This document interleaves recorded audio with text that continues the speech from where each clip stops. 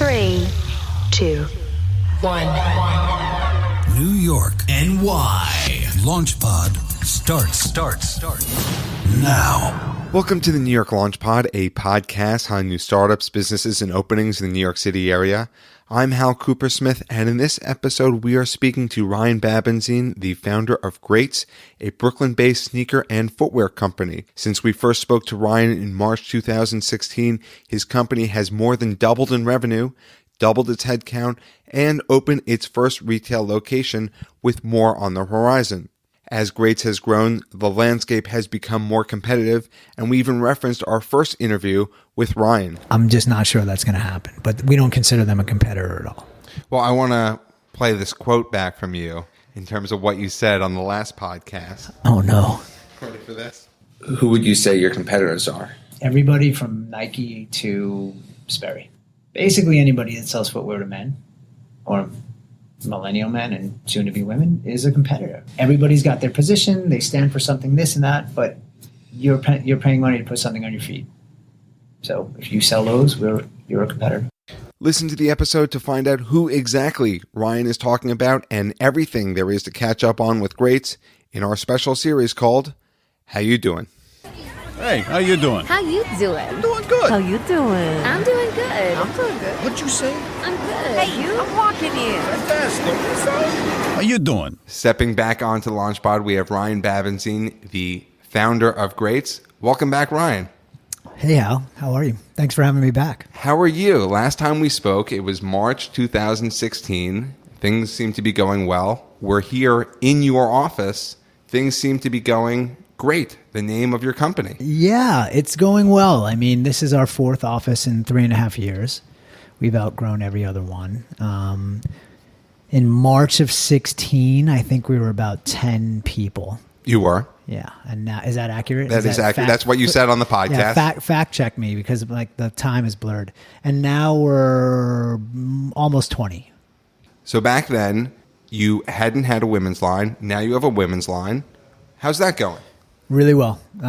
We had tested women's at the end of 16 really successfully, and then launched officially in March of 17. And, you know, that part of our business is growing faster than we really imagined, and it's making up a significant part of our business and will continue to grow. It hasn't been a year yet, but it's doing really, really well. Well, you started as a men's brand, and obviously you're capturing half of the market. Obviously it makes sense to expand to women, but what's been the challenge of expanding to the women's market? Yeah, I mean, women shop differently. Like, quite frankly, like the behavior is very different, and we're still in that learning phase of, you know, how many touch points on the site does a woman need as opposed to a man? You know, I think men are a little more direct. They know what they want. They come to get what they want. They buy it. I think women shop. It's very different. It's not a problem, but it is a difference in how we're going to communicate and market to women as opposed to men. And right now we're just kind of doing one singular message with one singular experience. They come to the site, the same thing happens. And we'll have to, you know, kind of iterate that for women, which we'll do in 2018. I mean, we wanted to get a big enough data set to understand how to best serve the women when they're shopping on our site. And I think we'll know by the end of the year, and we'll move accordingly. What percentage of your sales is men versus women at this point? It's still predominantly men, but about 30% is women, which has grown significantly. I mean, since March, that's pretty fast. And also, since 2016, you've increased your styles a lot. It seems like you have the same structure of shoe, but now collaborating with a whole lot of different designers. Yeah, collaborations have always been something that we've done, but as time goes on, obviously the breadth of that is going to increase. But our silhouette palette is the same. It's just we do more unique seasonal drops and collaborative drops, which you start to look at 18 months and it starts to add up. Didn't necessarily change the silhouette palette. For example, in women's, we do the same style for men, just in women's sizes. We didn't do anything different in terms of silhouette. And what are you looking for in a collaboration? The one common denominator our collaborations have is we want to work with the best in class of whatever that is. So if we're working with an artist, we want to work with the best artist. If we're working with a watch brand, we want to work with the best watch brand. If we're working with a car, we want to work with the best car. Athlete, same thing. And that's how we kind of start. And they also have to be organic. We don't pay to do these collaborations, so they have to make sense. That it's two people that want to work together and not something that we'd go and pay for. You don't pay for the collaboration. We don't. Then what's in it for the collaborator? Well, different collaborators get different things. I think there's a marketing opportunity for people. There is a revenue opportunity for people. But it depends on who the collaborator is, and they can each get a different thing out of it. And one of the things that was interesting, what you said the last time you were on the podcast, is that you have a faster development cycle than traditional brands. Is that still true? Still true. Our supply chain is shorter than most, and that continues to get shorter. As we solidify and hone in on our silhouettes and keep that core, we're able to kind of replenish the core quicker. So that's still happening. And so with these faster development cycles, how are people engaging with your shoes? Are they buying more of your shoes? Do these shoes go out of style quicker? What does that mean for the consumer? Our core styles don't go out of style. We just think they're evergreen and classic. Do not go out of style. Do not go out of Never style. going out of style. Well, they haven't in our lifespan. That's not to say they won't at some point. But in the 3.5 years that we've been in business, the styles that we've picked are relatively classic and have not gone out of style. Now, there are trendier styles that exist in the market that have come and gone within those same 3 years, and we generally don't really play in that space. If fashion is a hype vortex, we try to kind of live around the outside of it instead of like getting right in the middle of it, where you may become in fashion and then out of fashion very quickly, because fashion cycles are turning faster than we've ever seen. So we try to stay on the edges of that. You don't consider yourself fast fashion? Definitely not a fast fashion company. Not even close. We have fast fashion like supply chains, but we're not a fast fashion company. We're not making things that are here today, go out tomorrow, relatively low quality, and fall apart quickly and get traded away because they're not cool anymore. We want to make things that last and are, stand the test of time. So your customers, how many pairs does one of your average customers own? Well, we kind of have different tiers, but I would say our average customer has 2 pairs. And what are your tiers? Well, there's super VIP. I mean, there's just people that have 10 or more. And those are, the top. And there's thousands of those people, but There are thousands of those people. there's thousands of those With 10 or more. You throwing parties for them? people. Not yet, but we should. We're working on a kind of VIP ambassador program on how we would, we want, if you buy 10 pairs from us, like you should get more than an email from me. So we're working on that. Yeah. You should be having the party. Where's the party, Where's Ryan? the 1,000+ club? Yeah, we're working on it. And so once a customer buys a pair, how likely are they to come back? You're saying that your average customer purchases 2 pairs of shoes, but how likely is someone to buy another pair once they... Yeah, without getting into the confidential metrics of our retention. We wouldn't want to do that at all. No, we wouldn't do that now. We have a high likelihood, and we have a better than average retention. So while it may not happen in the first week, in the first 6 months, we see great retention. 6 to 12 months, okay retention. And, as a brand now that understands what behavior looks like over the course of a year, and having enough inventory to support that demand, which is something we weren't able to do up until very recently. We just didn't have enough inventory. We can start to strategically figure out how to increase conversion over the course of 12 months, 18 months, 24 months, and so on.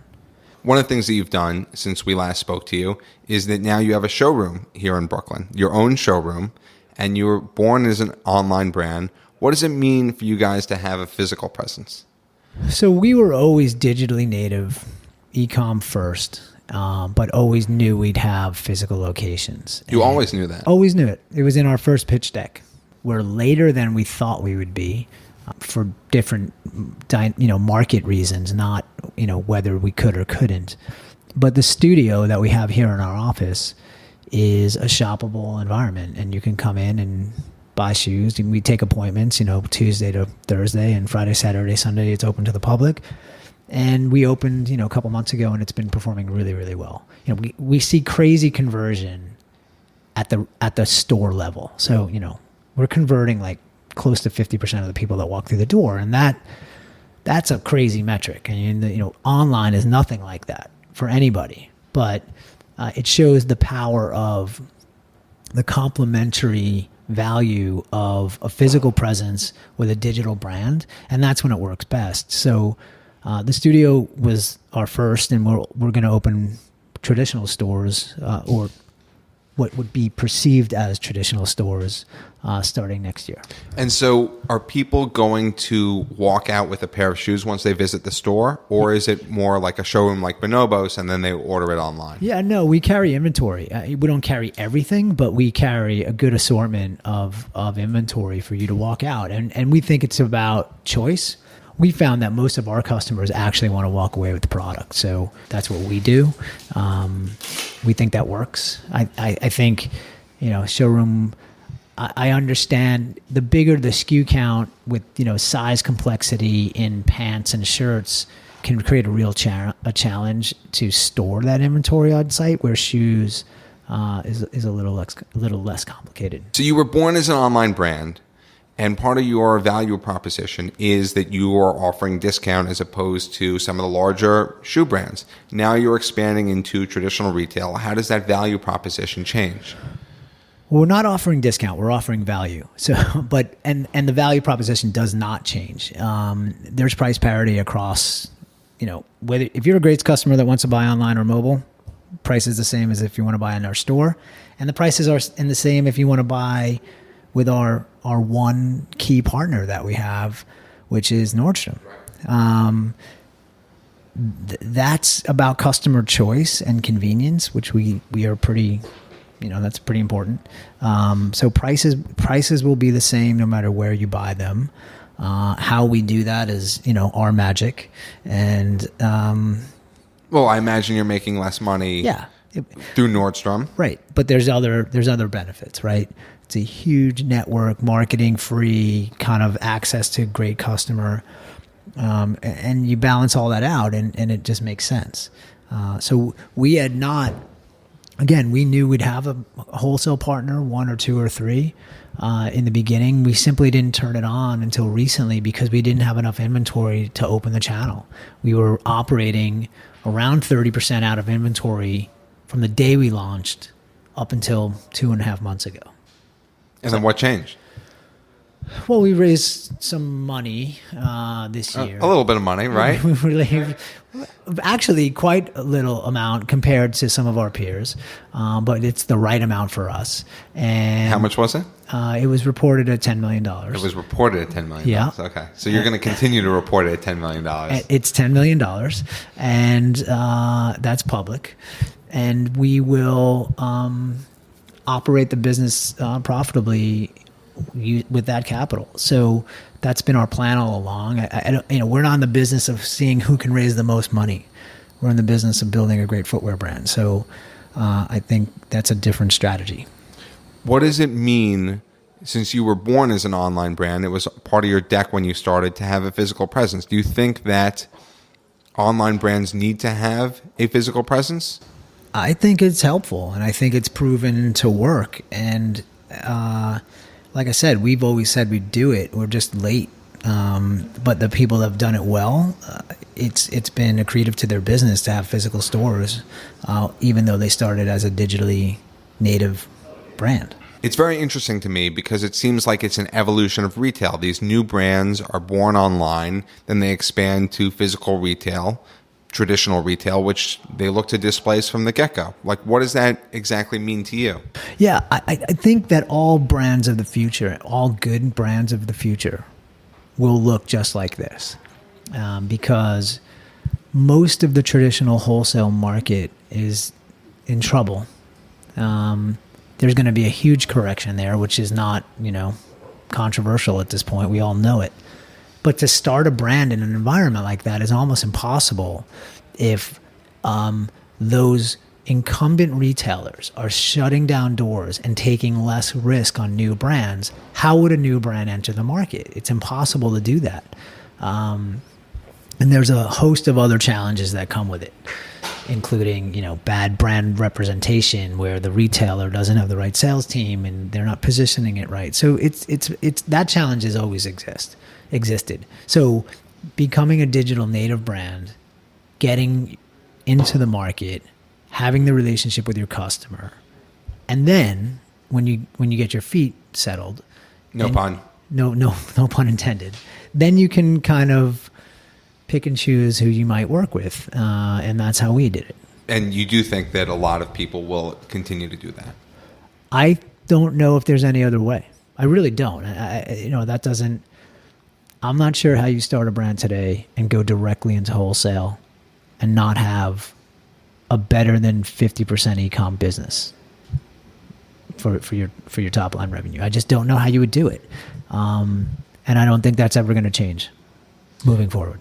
And one of the things that's happened since we last spoke in March 2016 is that you've had some pretty big celebrities wear some of your shoes. Can you talk about that a little bit? I'm thinking of one in particular. I'm not sure which one you're talking about, so I'm going to struggle trying to find it.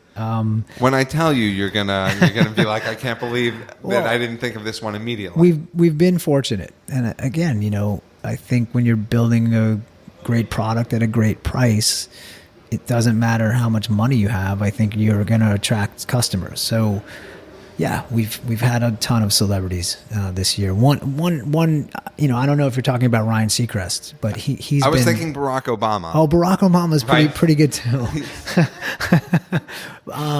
Yes, Barack. He's a little bit bigger than Ryan Seacrest, if that's possible. I'm not sure he is. No, he's definitely bigger. But yeah, that was great. Right as soon as he left office, there was a few articles written around Barack's kind of sneaker game, and they mentioned us and Nike. And that's a pretty good company to be in for a 3-year-old brand at that time. The number one and the young player, which Nike was, back in 1973 as well. And how did you hook that up with Barack? You don't hook it up with Barack. It doesn't. It's really work. It doesn't really work that way. Yeah. He had a custom shoe, right? We did make a custom shoe. We got invited to. So you hooked that up. You did hook that up. They told us we could make a shoe. They sent us the artwork for the presidential seal. They couldn't guarantee that he would get it, but he did. So that's how it happened. And his team reached out to you to say. Yes. They sent us the pictures. But saying Barack is a fan of greats. Yes. That must have been pretty awesome. It's pretty awesome. Organic. Better than Seacrest? I don't know. I like it. I think it's great. It's like one of those things that you're going to tell for forever and ever and ever as a story. But, Ryan Seacrest has been, every day he's wearing greats on the show. He doesn't wear greats every day on the show, but every time he does, which is frequent, multiple times a week, we're getting great content out of it. It's super validating. He's got an amazing style. He's showing you how to wear it with a suit almost every day. And you can't buy that shit. That's real, organic from a guy on TV in the homes of millions of Americans every day. And that's pretty valuable. But also, we talked about you going from e-commerce to traditional retail, but the environment is also a little bit more competitive for you guys. Seems like other people have moved in. I don't know if they were around when you started, but Allbirds and some other online shoe brands. How's that been for you now that you're competing with a whole different set of... Yeah, there's definitely copycats that are trying to do what we're doing. I think we still offer a better, more stylish shoe. Our brand has more equity in the market. We actually have a better price than all of our Italian-made competitors. Allbirds, we don't actually consider a competitor at all. They've done incredibly well. They've grown really fast, but they're kind of a novelty. I think I've been around in this industry long enough to recognize novelty And that looks like novelty to me. I wish them all the best. I hope that they continue to grow and sell lots of wool things for your feet. I'm just not sure that's going to happen. But we don't consider them a competitor at all. Well, I want to play this quote back from you in terms of what you said on the last podcast. Oh, no. Ready for this? Who would you say your competitors are? Everybody from Nike to Sperry. Basically anybody that sells footwear to men or millennial men and soon-to-be women is a competitor. Everybody's got their position. They stand for something, this and that, but you're paying money to put something on your feet. So if you sell those, you're a competitor. Okay, in that regard, sure. They sell things for your feet. Categorically, so are slippers, right? But we don't consider slippers a competitor. And Allbirds is like a slipper. It's a, it's just a weird, to me, it's a weird thing. Like, I'm fascinated that they've been able to create the awareness and momentum around the product. So yeah, if we're looking back at my quote, yes. If we're thinking about a true sneaker brand, they're not in that category. Why do you think that they're a novelty? I think they're a novelty because it's a hyper trend, and this is where pattern recognition comes into play. When a thing goes that fast in such a short amount of time, it's generally going to fall equally as fast. And if you were doing this podcast with me 7 months ago, you probably would have walked in with 10 fidget spinners, and now you can't find one anywhere. I never had a fidget spinner, for the record. But you get my point, right? You yeah. would walk into this office and fidget spinners were flying around the world. They're gone, right? And that kind of trends today, I believe it's a trend. But trends today are dangerous, and they're fast, and they come in and they come out faster than anybody can plan for. So that's why I think it's a novelty. I don't think it's a sustainable business. I don't think the product, is going to be in the closet of every man in the next 3 years. So you've had an incredible amount of growth. Back to you. What's been the biggest challenge in terms of the growth that you've had? Growth is just hard, right? You're building a business, you're hiring a team, you're, topping revenue goals month over month. You've grown double since we last spoke to you. Yes, yeah. In headcount. Double in headcount. Revenue? More than double in revenue. What's the number in revenue? Can't tell you. 3X? Not quite. Okay. Not quite. But the year's not over. So, we're coming, by the end of the year, it very well might be. It's hard. Like, it's just a lot of hard work. And it's one thing to plan. You got to build your plan, and then you got to realize this plan is probably going to change 10 times this year, and we're going to priorities are going to change, and who we're hiring as a priority is going to change, and that's the nature of a startup. So the hardest thing has been changing your plan. What's been the hardest thing? The hardest thing has been hiring great people.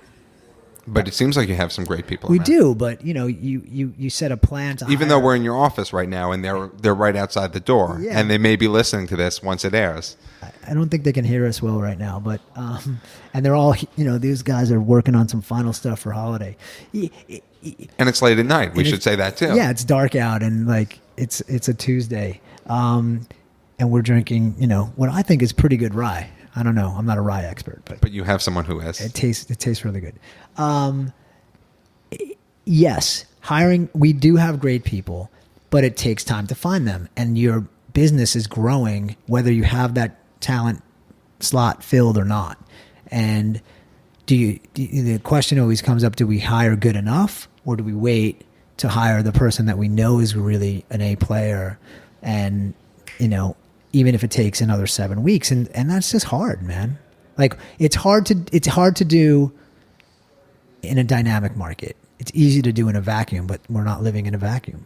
And so what have you been doing? Have you been doing the good enough, or you've been A team, or you've had a mix? I mean, we hire A team, but it's painful sometimes, because that means that when you're, have an open role, everybody else is having to kind of fill in some capacity for that that vacancy.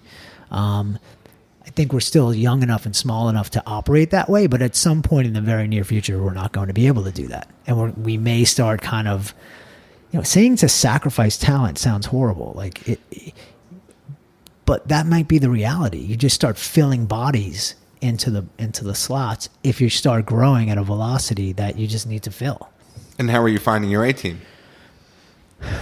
Patiently. Yeah. With, through our networks and our investors, and that's not unique. I think that's how every company does it. And even a search firm in the past, we've hired one key executive role and president, COO, and that was through a search firm. And we tried to do it ourselves for a while, and then realized this is not a good use of time, because it was so distracting from just operating the business that you can't sacrifice that either. So it's really tough to find the balance and time management of operating the business, hiring for the business, building footwear. There's a lot. So you're 3.5 years in. You have a good track record. Where do you see this going now that you've been doing this for 3.5 years? What's your ultimate goal? You have some experience. You've raised some money. You've been around the block a little bit. Where do you really see this going? Plan hasn't changed. Plan has not changed. Nope. World domination, was that the plan? World domination, best footwear brand in the world. Yeah, look, that part hasn't changed. I think the horizon, like I said, we thought we'd open stores earlier this year. We decided not to. So we're late on that. We'll get to that in 2018. So you have to be nimble enough to make these changes along the way. But the direction of what we're building and how we're building it, that has not changed. Are we going to build sneakers, T-shirts, hats, and sweatshirts? Maybe. Are we going to leave the footwear category next year? No. But category expansion is on the horizon. The question is still when. It was always on the horizon. It was never, should we do it? Is when will we do it? That question has not been answered yet. We did add women's. That was a big kind of, when we met, we didn't do women's. We knew we could do women's, and we had to wait till women kind of demanded us to do women's. And that was the timing, that was the trigger of why we started to do women's. But directionally, it's the same thing. We want to build a great brand. We want to globalize the brand. So that'll be a big 24-month, when do we go to Europe and Asia? But the general plan is the same. And what sort of categories are you thinking about? Well, what we think about and what we're going to do are two different things. But I think there's a high likelihood that we could do casual athleisure and the accessories of that lifestyle very well. And we likely will. It's just when. So people who listened to you before know where to find you. For people who haven't listened to Greats.com. Greats.com. Go there right now. Go there now. Buy some shoes. And stop by your showroom. Yeah, come by the studio. We're right here in Williamsburg. You can set an appointment Tuesday to Thursday, or just drop in Friday, Saturday, Sunday. Do you want to say the address, or do you want people to Google it? You can Google it, but yeah, I can say the address. We're at 101 North 10th Street, and that's between Berry and Wythe. I sound like I'm promoting a club. I'm like, come by the studio, 101 North 10th Street. And you can walk out with a pair of shoes, which you can't do on the internet. You can definitely walk out with a pair of Greats. That's the thing that's really good about physical, right? You can come in, lock in your size. Like, I'm going to try this on. I'm going to see how this fits. I'm going to go home and buy it. If that's what you want to do, great. But you won't be guessing, does it fit? How does it fit? And that's what the physical store does really, really well. And if you don't have it in stock, you can just order it online. Yep. But you'll be able to try something else on in the same style to get your size, right? And that's the convenience of the studio. Well, I love my Greats. If you have Greats, you'll love them too. Ryan Babenzien, thank you for coming back on to the New York Launch Pod and sharing your time with us. Thank you very much for having me. And if you want to learn more about the New York Launch Pod, you can follow us on social media at NY Launch Pod, or visit nylaunchpod.com for transcripts of every episode, including this one. And if you leave a review on iTunes, it is greatly appreciated and does help other people discover the show. Thank you for listening to this episode of the New York Launch Pod. For more information, please visit nylaunchpod.com.